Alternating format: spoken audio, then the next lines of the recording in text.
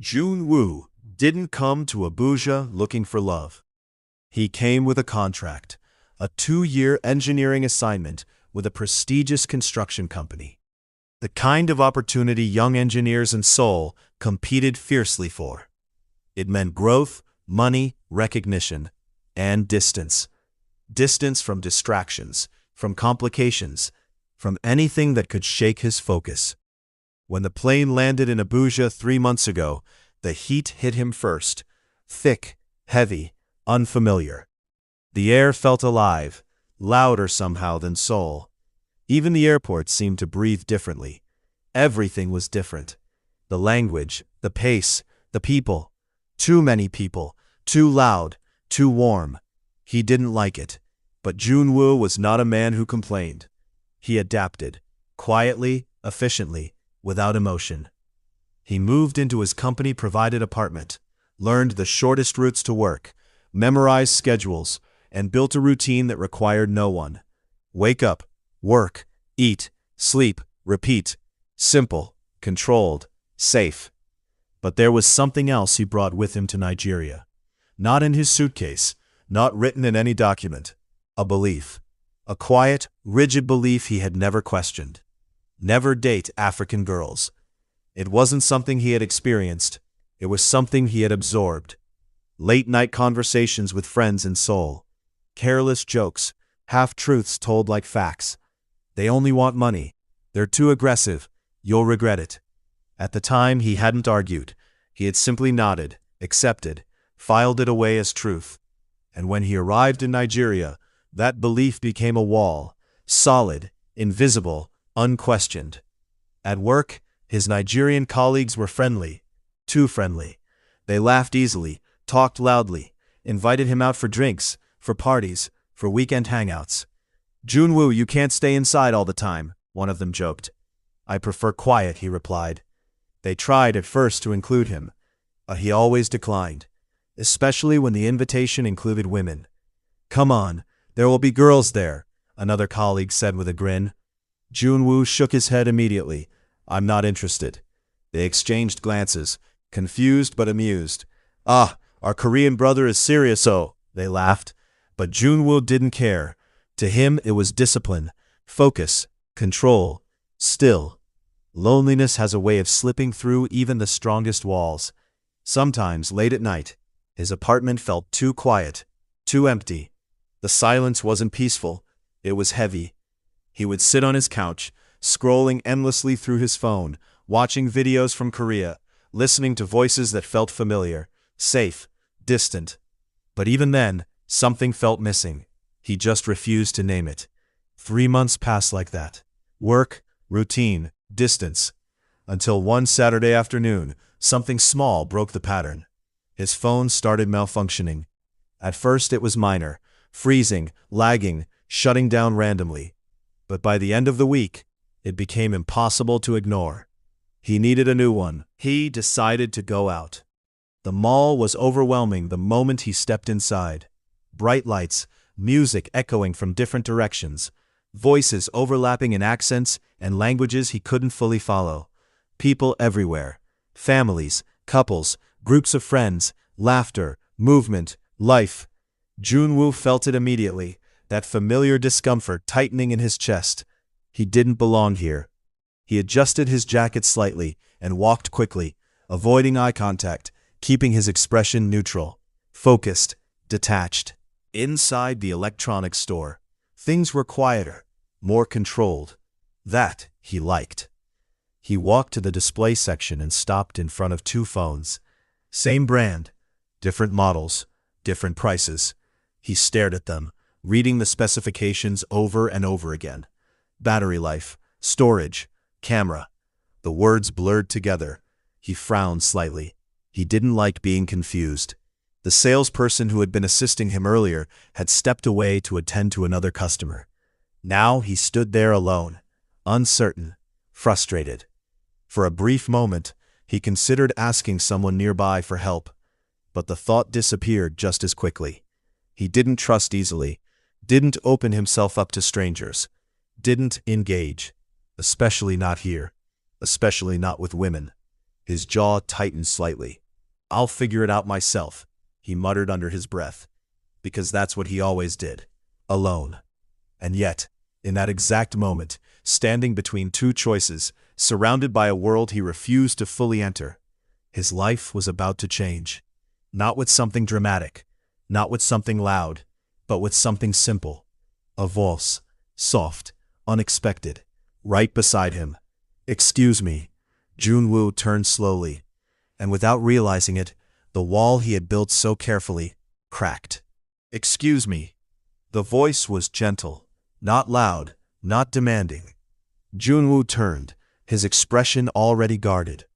Standing beside him was a young woman, tall, dark-skinned, calm. She held a small shopping bag in one hand, and her posture was relaxed, like she wasn't trying to impress anyone. Her eyes met his briefly, then shifted back to the phones in front of them. "You've been staring at those two for a while," she said, a small smile playing on her lips. "Do you need help?" Junwoo blinked.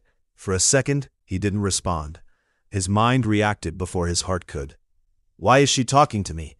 Does she think I can't afford it? Or is this what they said?" The old beliefs rose instantly. Quick, automatic, unquestioned. His expression hardened slightly. "I'm fine," he said, his tone cool and distant. Most people would have walked away. She didn't.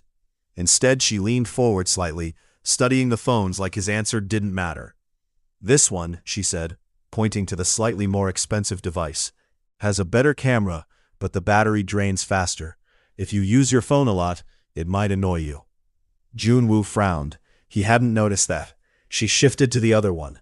"This one lasts longer, not as flashy, but more reliable." Her voice was steady, informative. No pressure, no hidden tone, no expectation. He glanced at her again, this time more carefully. She wasn't even looking at him. She was just helping. "Why are you telling me this?" he asked, unable to hide the suspicion in his voice. She paused, then looked at him properly. For a moment, their eyes locked. And then, she laughed. Not mockingly, not harshly, just genuinely. "Because you look confused," she said simply, "and no one was helping you." That answer didn't sit comfortably with him.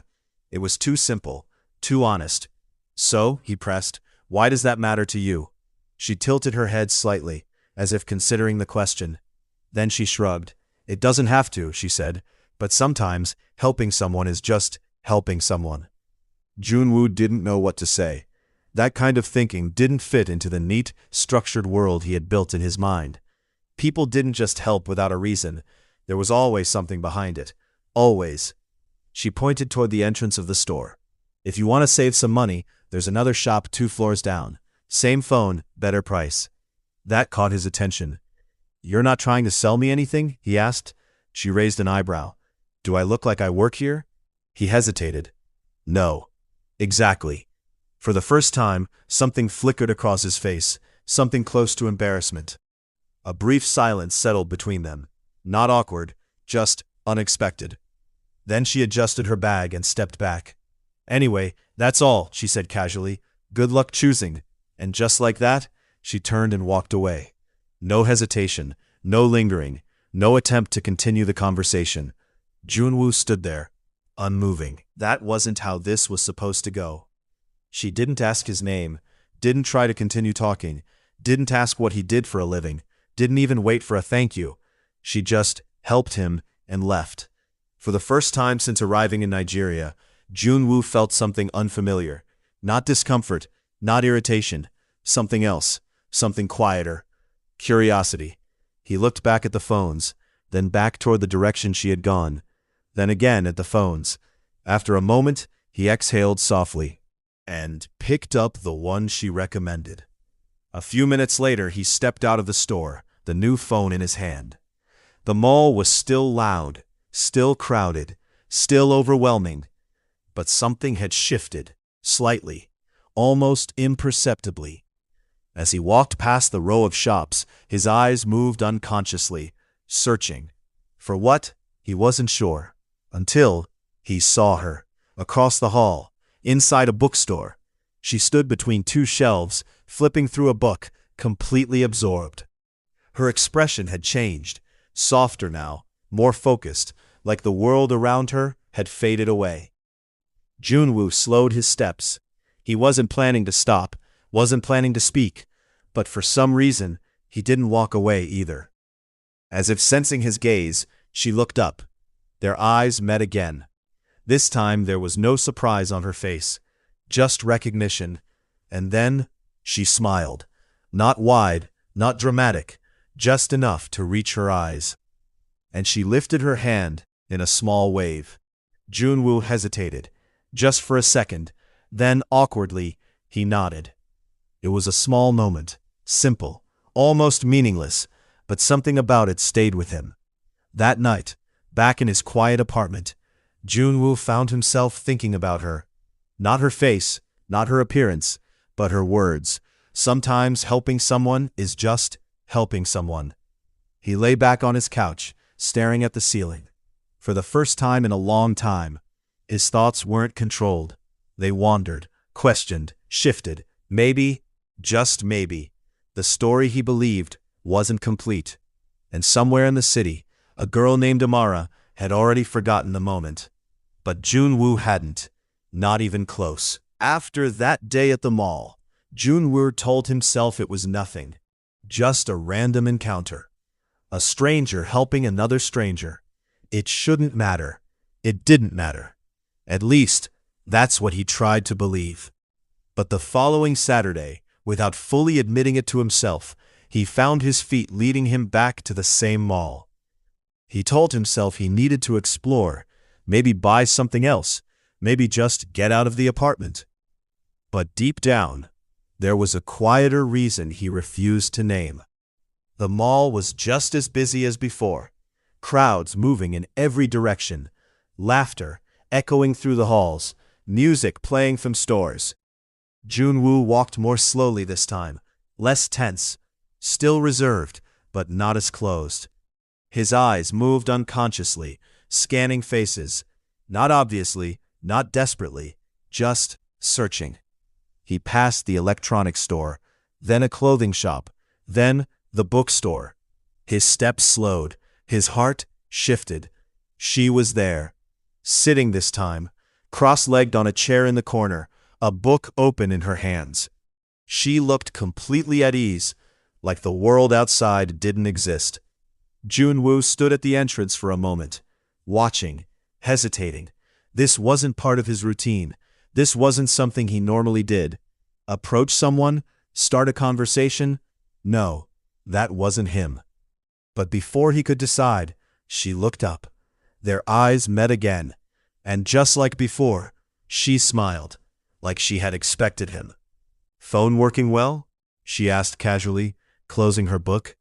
Junwoo blinked, slightly caught off guard. "Yes," he said, "it's good." She nodded, satisfied. "See, I saved you from making a bad decision." There was a teasing tone in her voice this time. He almost smiled. Almost. An awkward silence followed, but it wasn't uncomfortable, just new, unfamiliar. Junwoo shifted slightly, then gestured toward the chair across from her. "Can I sit?" She raised an eyebrow playfully. "You're asking now?" "Progress." He frowned slightly.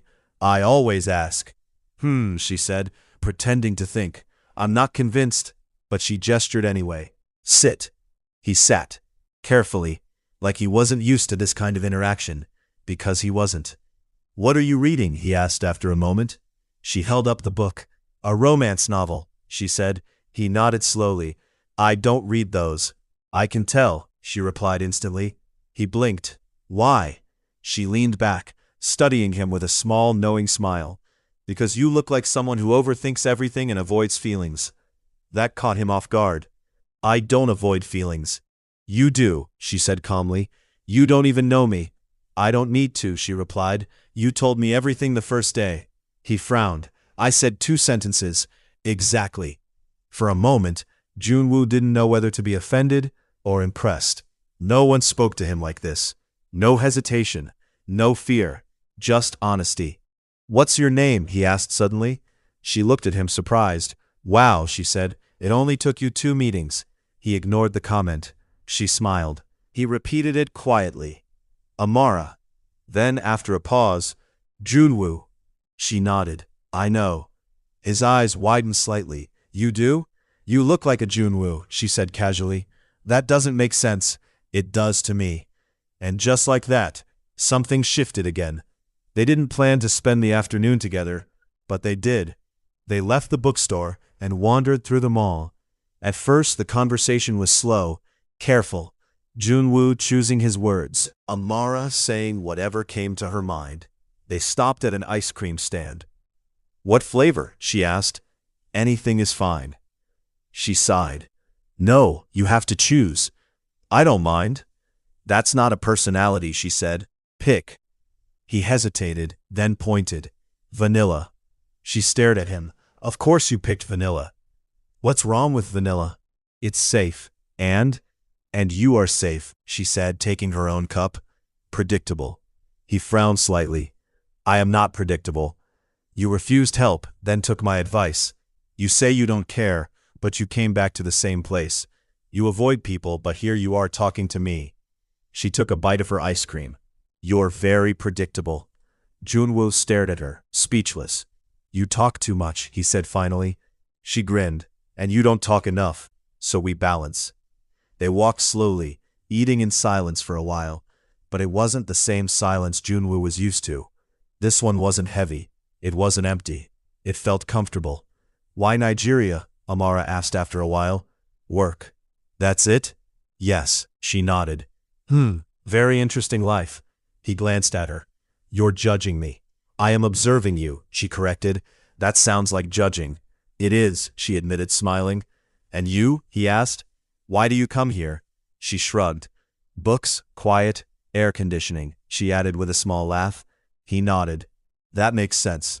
Also, she added, glancing at him sideways, I didn't expect to meet a very serious Korean man who thinks he understands Nigerian women. Junwoo stiffened slightly. I never said that. You didn't have to, she replied. He looked away. For the first time there was a crack in his confidence. A small one, but real. I was wrong, he said quietly. She stopped walking, turned to face him, and for once, she didn't joke, didn't tease, didn't challenge. She just looked at him, carefully. About what? She asked softly. He hesitated, then answered honestly. About what I thought. She studied his face for a long moment, then nodded. Good, she said. That's a start. They resumed walking, but something had changed. The air between them felt lighter, more real, as the sun began to set outside, casting warm orange light through the glass walls of the mall. They found themselves sitting side by side, watching people pass. No rush, no pressure. You know, Amara said thoughtfully, you're not as cold as you think. Junwoo glanced at her. And you're not what I expected. She smiled slightly. I know. He didn't fully understand it yet, didn't have the words for it. But deep inside, something was beginning, slowly, quietly, unstoppably. And for the first time since arriving in Nigeria, Junwoo didn't feel like leaving. The first time Junwoo missed work in Abuja, it wasn't planned. It started as a headache, dull, persistent, the kind he thought he could ignore. He had always been that kind of man. Push through, don't complain, keep moving. So he did. He went to work, reviewed blueprints, answered emails, sat through meetings. But by midday, the lines on the paper began to blur. The numbers stopped making sense, and the heat, stronger than usual, pressed down on him like a weight he couldn't shake off. Junwoo, you okay? One of his colleagues asked. I'm fine, he replied automatically. But he wasn't. By evening, his body gave up the fight. The fever came suddenly, violent, unforgiving. By the time he reached his apartment, his hands were trembling, his vision unsteady. He barely made it to the couch before collapsing onto it, his breathing uneven. That night was a blur. Heat, cold, sweat, pain behind his eyes, and silence. Too much silence. He checked his phone at some point, messages from work. Hope you feel better. Take care. Rest well. Polite, distant, safe. But no one came. No one knocked. No one sat beside him, For the first time since arriving in Nigeria, Junwoo felt truly alone. The next morning, the fever hadn't broken. If anything, it was worse. His body ached. Every movement felt heavy. Even breathing seemed like effort. A message appeared on his phone. "Amara, you disappeared. Are you alive or just avoiding me again?" Despite the pain, a faint reaction crossed his face. He stared at the screen for a long moment, then typed slowly, "Junwoo, sick." The reply came almost instantly. "Amara, how sick?" He hesitated, then typed the truth. "Very." There was a pause. "Send your address." Junwoo frowned slightly. He wasn't used to this, didn't expect it, didn't even know how to respond, but his body was too weak to argue. He sent it. Less than an hour later, there was a knock on his door. At first he thought he imagined it. The sound felt distant, unreal. But it came again, firm this time. He forced himself up, his legs unsteady, his vision spinning slightly as he made his way to the door. When he opened it, she was there. Amara stood in the doorway, holding a small bag in one hand and a container in the other. Her expression changed immediately when she saw him. The teasing, the lightness, gone, replaced by concern, real, unfiltered concern. "Junwoo," she said softly. He tried to speak. "You're not fine," she cut in, stepping inside without waiting for permission. He didn't stop her. Didn't have the strength to, but more than that, he didn't want to. She guided him back to the couch. "Sit," she said firmly. He obeyed without argument. Her movements were quick, efficient. She placed the bag on the table, opened it, and began taking things out. Medicine, a thermometer, bottled water. "Did you see a doctor?" she asked. He shook his head weakly. She sighed. "Of course you didn't." She checked his temperature. "This is high." Junwoo watched her quietly, confused, not by what she was doing, but by why she was doing it. "You didn't have to come," he said weakly. She didn't even look at him. "Yes, I did." "No, you didn't." That made her pause. She turned slowly and looked at him. "Then who would?" she asked quietly. The question hung in the air, heavy, unavoidable. Junwoo didn't answer, because he didn't have one. She softened slightly. "Your family is not here," she added gently. "Your friends are not here. So for now, I'm here." Something shifted in his chest. Deep, unfamiliar. She helped him take the medicine, made sure he drank water, then disappeared briefly into the kitchen. Junwoo lay back, listening to the faint sounds of movement. Pots, water running, quiet footsteps. The apartment didn't feel empty anymore. After a while, she returned with a bowl of soup, steam rising gently, the smell warm, comforting. "What is that?" he asked. "Pepper soup," she said. "It will help." He hesitated. She noticed immediately. "What?" "I've never had it." She raised an eyebrow. "Then today is your lucky day." He took a small spoonful, paused, then another. "It's good," he admitted quietly. She smiled slightly. "I know." Hours passed, slowly, quietly. She stayed, not talking too much, not asking unnecessary questions, just being there. At some point, Junwoo fell asleep, and for the first time since the fever started, it wasn't restless, it wasn't empty, it was peaceful. When he woke up, the room was dim. The fever had dropped slightly, his body still weak, but lighter. Amara was sitting nearby, scrolling through her phone. She looked up immediately. "You're awake." He nodded slowly. "You're still here." She shrugged. "Where else would I be?" He stared at her, longer than usual. "You stayed," he said. It wasn't a question. She met his gaze, and for once, she didn't joke, didn't tease, didn't deflect. "Yes," she said simply. Silence settled between them, but it was different now. Deeper, more meaningful. Junwoo swallowed slightly, his voice quieter than before. More honest, more vulnerable. "You didn't have to," he said again. This time Amara smiled gently, not playful, not teasing, just warm. "I know," she said. And that was the moment it happened. Not loudly, not dramatically, but completely. Something inside Junwoo shifted, broke open, let go. All the beliefs, all the distance, all the walls he had built so carefully, None of them made sense anymore, because the girl sitting in front of him, the one who came without being asked, who stayed without being needed, who cared without expecting anything, she didn't fit his story, not even close. She rewrote it, and somewhere between the fever, the silence, and the quiet care, Junwoo realized something he could no longer deny. This wasn't just friendship anymore. This was the beginning of love. The days after his illness felt different. Not just physically. Something deeper had changed. Junwoo recovered slowly, but his strength wasn't the only thing returning. His awareness sharpened. Of her. Of everything she did. Before, he had noticed Amara. Now, he felt her presence. In the way she spoke. In the way she laughed. In the way she looked at him. Like she saw through everything he tried to hide. They continued meeting at the mall, at the bookstore, sometimes at a quiet cafe tucked into a corner, where the noise of the world faded into the background. But now, nothing felt casual anymore, at least not to him. Every moment carried weight. Every silence had meaning. Every glance lingered just a little longer than before, and that scared him. Junwoo had never been afraid of work, of pressure, of challenges. But this was different.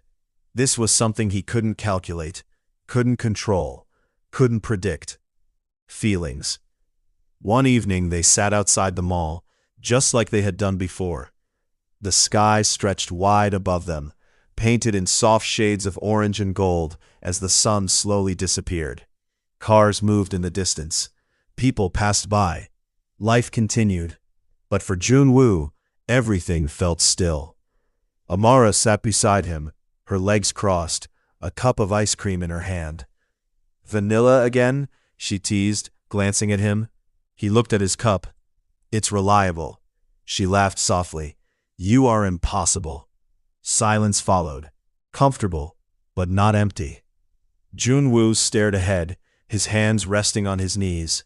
His mind wasn't quiet. It hadn't been quiet for days. "Say it." The thought came suddenly, clear, sharp. He swallowed, his fingers tightened slightly. "Don't say it." Another voice followed, just as strong. He exhaled slowly. Why was this so difficult? He had presented ideas to executives without hesitation, led meetings, made critical decisions under pressure. But this simple truth sitting in his chest felt heavier than anything he had ever carried. Amara glanced at him. "You're thinking too much again," she said casually. He let out a small breath. "I always think." "I know," she said. "That's your problem." He almost smiled. Almost. Then, he said her name. Quietly, carefully. "Amara." Something in his tone made her turn, fully. Her expression shifted, subtle but noticeable. Serious now, attentive. "Yes," she replied softly. Junwoo looked at her, really looked at her, at the girl who had walked into his life without permission, who had challenged him without fear, who had cared for him without hesitation. And for the first time, he didn't hide behind logic, or distance, or silence. "I think," he began, then paused. His voice wasn't steady, not like before. He tried again. "I think I was afraid to know you." Amara's brows drew together slightly, not confused, just listening. "Why?" she asked gently. He looked away for a moment, toward the fading sunlight, then back at her. "Because," he continued, his voice lower now, more honest than it had ever been, "I thought if I did." He hesitated, just for a second, then finished it. "I might fall in love with you." The words hung between them, soft, but powerful. Time seemed to slow. The noise of the world faded into the background. Amara didn't speak immediately. She just looked at him, studying his face, searching for something. Junwoo felt exposed, completely. There was no wall now, no protection, no distance, just truth. A few seconds passed, but to him, it felt like forever. Then, Amara smiled. Not wide, not teasing, something softer, deeper. "You are already too late," she said quietly. His breath caught. "What do you mean?" he asked, his voice barely above a whisper. She held his gaze, steady, unwavering. "You were already falling," she said. "You just didn't want to admit it." Junwoo stared at her. The truth in her words hit him instantly. Because she was right. Every moment, every thought, every feeling he tried to ignore, it had all been leading here. "And you?" he asked, almost afraid of the answer. For the first time since he had known her, Amara hesitated. Just a little. Then she looked away briefly, a small smile forming at the corner of her lips. "I don't take care of people I don't care about," she said. His heart tightened. "That's not an answer," he said softly. She looked back at him, her eyes warmer now, more open. "It is," she replied. Another silence fell, but this one wasn't uncertain. It wasn't fragile. It was full. Junwoo felt something rise in his chest, strong, certain. Without thinking, he reached out. Slowly, carefully, his hand found hers. He paused, giving her time to pull away. She didn't. Instead, her fingers curled slightly around his, and in that small, quiet moment, everything changed. No grand declarations, no dramatic gestures, just two people, sitting side by side, finally choosing to stop running from what was already there. The sun disappeared completely, leaving only the soft glow of evening lights around them. Junwoo glanced at her again, still holding her hand, still not fully believing this was real. "I don't know how to do this," he admitted quietly. Amara smiled gently. "That's okay," she said. Then, squeezing his hand slightly, she added, "We'll figure it out." And for the first time, Junwoo wasn't afraid of the unknown, because he wasn't facing it alone anymore. Love across borders. Junwoo thought he had his life figured out. A strict routine, a clear purpose, and a wall around his heart, until Amara quietly tore it down. From a chance encounter in a busy Abuja mall to caring for him through illness, their connection grew in ways neither of them expected. But love isn't always simple. Junwoo's world in Korea and Amara's life in Nigeria are about to collide. Families, culture, and distance will test the bond they've built. Can their love survive the challenges ahead, or will the walls of expectation rise again? Get ready for the next part of their story, a journey of trust, courage, and the kind of love that changes everything. Don't miss out. Like, subscribe, and follow for more as we continue Junwoo and Amara's unforgettable journey.